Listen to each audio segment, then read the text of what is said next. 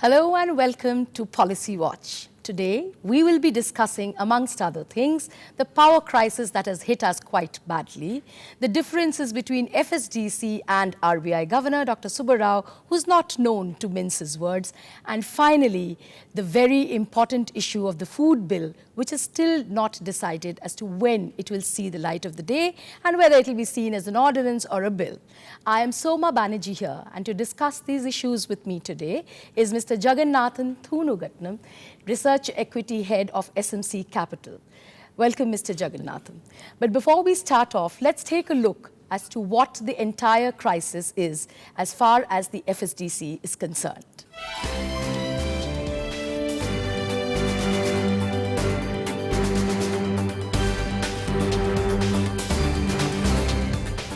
Reserve Bank Governor D. Subbarao has opposed a large role for the government in regulating financial sector of the country. The Financial Sector Legislative Reforms Commission, headed by Justice B. N. Krishna, has recommended an executive role in the Financial Stability and Development Council. Subbarao says the council should remain a coordinator among the various regulators such as RBI, SEBI, as well as insurance and pension regulators. The Commission has also recommended that the decisions on the interest rates should be taken by a monetary policy committee, not by the central bank. It is feared that the implementation of the recommendations by the Sri Krishna Committee in total could result in an erosion of authority of the country's financial sector regulators. Bureau Report, Rajya Sabha Television. So, Mr. Jagannathan, I mean, this is something which is definitely going to be troubling us in the days to come if this is the standoff that's going to happen between the regulator, as in this case, the RBI governor and the government. Your first thoughts on the entire crisis? The mandate to Justice Krishna Commission was to restructure the entire financial architecture of India, because it is spread across 60 different statutes and different acts and various regulations. The basic idea is to streamline the entire process, remove the redundant provisions and add the latest developments, and then remove overlaps and cover up the underlaps. So much mandate, and it's a very long committee. It's not a 1 or 2 months committee. It's more than 1.5 year effort went into that. So I think that's the larger picture. FSDC or the council is just an extension to whatever efforts. I think one thing is we should not undermine the Justice Sri Krishna's entire efforts in the whole process in totality. But having said that, definitely this council is going to create some nervousness, some tension across the regulators and even in the market participants, because market participants like us who are in the financial services and the stock broking and wealth management, we are answerable to various regulators. Now having FSDC, or some people as they call it as super regulator, I think definitely can create some more confusion to the whole equation. But if I can just interrupt you, if you remember that the FSDC or the committee was formed because there was a difference between two regulators. It was to do with the ULIPs, and you know how the IRDA and SEBI had these differences. So the idea of having something like a super regulator or FSDC was because the regulators weren't able to convince each other of their turf areas. So as far as that is concerned, when you're saying as a market person, how does that bother you? Yeah, because all the regulators have coexisted for more than 20-25 years. In the whole thing, generally speaking, there was a sense of cordialness between the regulators, barring 1 or 2 exceptional cases. For the sake of exceptions, I am not sure whether is it warranted to create one more regulator. So whenever there is a disturbance, be it within the regulators or even in the family members, what you need is reconciliation or a little bit of coordination. So do you think something like an arbitration panel or things like that would have helped? Maybe a parental guidance between if they have siblings rivalry. I think maybe nothing wrong in having counsel, but giving too much power sometimes can be troubling, because if in that council, if there is any bribe case tomorrow, what will happen? That means if the super regulator, and if it didn't prove to be super efficient, if it proved to There's another question which comes in here, and that's a very important question. I think we see these regulators as independent bodies which are not supposed to be politically appointed. They are appointed, of course, but they're not supposed to be, the distance. When you have something like an FSDC which is going to be headed by the finance ministry, don't you think that is another apprehension which seems to be coming into the market space as to whether there's going to be political interference now into the market space as well? Exactly the point I was trying to make. That if two siblings had a rivalry, the father should come to resolve that conflict. He should not come and give the direction in each and every day-to-day affair of these two siblings. I think that is where the whole FSDC existence is very much welcome. But having said that, as rightly said by Mr. Subbarao, it should be more of a role of a conciliation, more of a reconciling whenever there are issues. So, I don't think day to day. So if you could tell me in short, how do you see this moving forward if it was to be taken in the right perspective?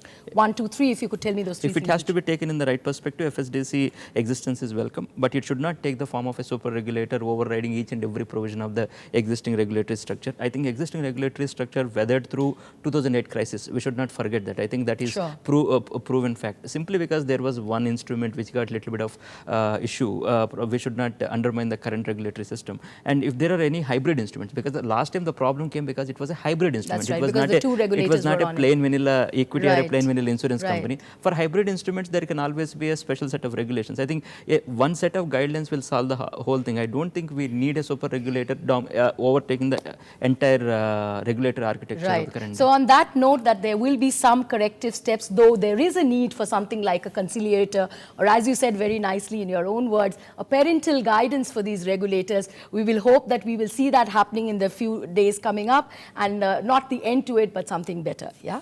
We take a break at this time. We'll be shortly back with the next segment. Welcome back to Policy Watch, and we are now talking about something that seems to be hurting us almost day and night as the days of the summer and the mercury goes up. We're talking about the power crisis that has hit the country in every part of the country. You know, you have a huge shortage coming up, and these prolonged power cuts are hitting the common man and the industry alike.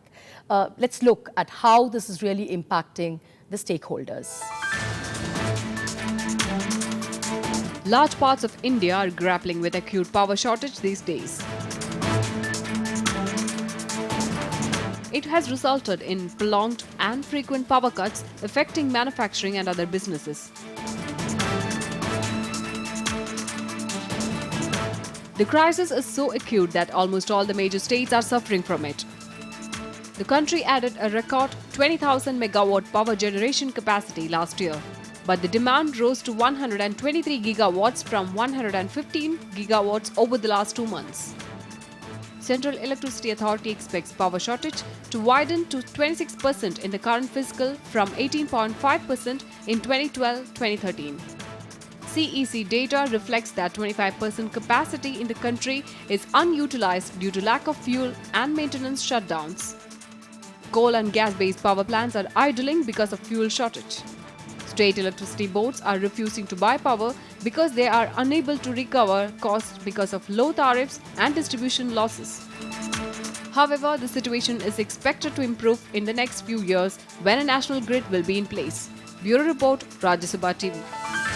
Not a scene actually which any of us would have liked to see, or a picture that any of us would like to see, particularly in the current circumstances when growth is slowing, industrial production is down, and as if like a double whammy, you now have power shortages to actually cut back on industrial production. Your first thoughts firstly on the current power shortage. Do you think that it's really a demand-led shortage in this case, that demand has really outstripped, because we're in summer months which usually sees demand from household sector at least going up.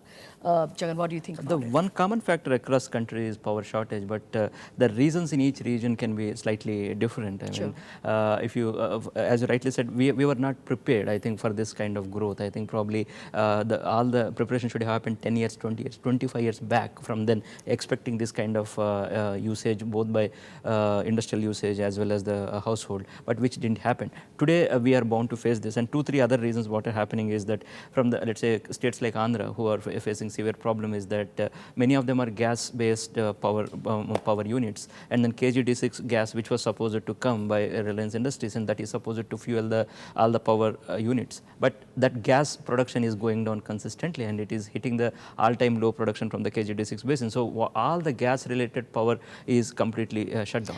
No, to just get back to what you were saying, we need to segment this a little differently. One is the fact that there is a fuel shortage, and you rightly said gas is one of them. Coal, of course, is another one. We will deal with it a little later. First, just let's deal with demand and supply. Yeah. You said just now that we probably were not prepared for the demand growth that has happened. But I think what's ironical is the demand could have been even higher, because had growth really retained its speed, which it was, which was 9% plus. We are back to 5% now, which means we have a much lower demand in today's day and time than what it should have been. Absolutely. So how do you think we are really prepared in dealing with this? And if you are not prepared for this 5% growth, I really wonder what will happen with the 9% growth, as you rightly said. Because if you see 4 or 5 years back, so many power producers came into picture. Of course, PSUs, additional expansion, as well as many private sector players. But be it in terms of the many, and actually capital markets were kind enough to give loads and loads of billions of dollars of cash to them, both in terms of debt and equity. But 5 years, if you see now, I mean, if you do a quick introspection, it was neither rewarding to the stakeholders of customers in terms of real power availability, nor in terms of the capital providers who have really provided the capital in terms of the rewards. So, I mean, since you mentioned the markets, I'd like to come to you with that little, we're moving away a little bit, but if you see a power script today in the markets, how are they doing and how do you see them going forward? Power stocks are completely powerless. I think absolutely. I think nobody is interested because many companies have raised funds without even having a coal linkages. That's quite a tragedy, isn't it? It's an infrastructure sector absolutely. which should be actually fueling growth. Absolutely. I think that is one. And secondly, even the global players who are FII money that is coming, it is coming for dating, not for marriage. In terms of that is coming and going, in terms of making a quick buck in fancy companies. Because if somebody has to put money in the sectors like power and road infrastructure, the money should be committed for 10, 20, 30 years, and which is not happening today. So whatever money from foreign money is restless, taking quick advantage and leaving. Local money, whatever put into the power, has not yielded the results. The power players are complaining they are not getting the coal linkages from Coal India, and then customers are complaining because they are not getting enough production. All this at 5% growth. Make no mistake, had it been 9%, it would have been but different. how do you see the fuel crisis really moving forward? I mean, I think one step which we should keep note of and which is going to help at least the fuel problem is that the Central Electricity Authority and the CERC has made it clear that power tariffs have to be increased as per fuel increases, which till a long time was not happening, and therefore to buy expensive fuel was a no proposition. Do you think that's going to be a step which is going to help people at least start running the capacity which is lying idle? That's one. And secondly, I think Supreme Court has put the ban on many mines across Goa as well as in Karnataka. Of course, Supreme Court has a right to do that because they have to, being the judiciary authority, they have to do it. But from the large picture point of view, probably we have pushed the button a little too hard. Because one or two people in the corporate world or in the private sector has made a mistake, actually we are punishing the entire country. Because so it's more a generalized view. The decision should be more quicker. I mean, when the country's interests are involved, I think while Supreme Court has its own right to what it is doing, but probably there should be a little more coordination from the large picture point of view to get this equation right. Put a timeline of 3 months, 6 months, settle the things out. I mean, this adjournment, postponements of decision on and on and on. Since when are we talking about this Karnataka and Goa? And then if that coal is not, already coal is in shortage, if that coal is not coming out, so this power problem is bound to happen. No policy is actually complete without politics. And how much do you think, power has always been a subject of political campaigns, political will. Sometimes even elections have been lost on this. Same with mining today. It is a big issue between the political parties because it has got to do with corruption. Now, when you look at the entire power problem, how much percentage do you think, or what part of this is actually being led because of political problems? The politicians are fighting for political power, not the electricity power. I think the whole... But are they using the electricity power for their political power? Absolutely. I think that is easy trump card because that irritates the people. This electricity cuts directly hits on the people's day-to-day life. But that's definitely politics is one side of the story. I think maybe this lack of understanding in terms of the politics and judiciary authorities and that whatever a little bit of gap and corporate world's urgency of making quick buck, I think everybody has pushed the button a little too hard, and then now in such a messy zone, and nobody actually whoever might have pushed the button hard, but nobody is yielding any results. And what a very related question, but I think it's very important to address that, is that we've seen sectors with good independent regulators actually doing well after liberalization, telecom being the first example. Power also, to an extent, was one of the early starters which had a regulator at the central and the state level. They have been there for years. They've actually moved ahead. Despite that, we find that the states at least have not done what they were expected to do. Why do you think? Do you think the regulators at the state level didn't play their role? As you rightly said, telecom is a super success in India, whatever surrounding, irrespective of the scams. Telecom and power, if you closely compare, one main difference is telecom, the raw material is air, it's spectrum. So you need not produce it, you need not mine it, and you need not do much about it. Whereas in case of power, the entire equation starts with the raw material, where itself we have cut our own branch on which we were sitting. So in terms of our own coal production, we stopped. Import was costly, and then Coal India was not efficient in terms of mining, even though it's the largest miner in the world, but still it is not efficient. And Telangana problem is creating some mining activity in Telangana region. So what I'm trying to say is that the whole equation, because telecom doesn't need any raw material per se. It just needs infrastructure layout to use that. Right. So power needs raw material. Right. So I think you've very ably discussed and described the differences between the two, both of them being infrastructure sectors. But I think we need to look at this. The power sector is actually besieged with problems within the sector, and people within the sector need to look into what they are doing to get this fixed right. Very important politically as well as for the economy, because remember, it's one of your critical infrastructure sectors. Back in a minute after the break. And here we are to discuss now the food bill, the UPA government's ambitious plan to provide food security to 2/3 of the country's population is by no means an easy task. It needs the support of opposition parties to enact the food security law. Many parties have apprehensions over the bill in its present form. Let's see finally what really the food bill is all about and what are the differences.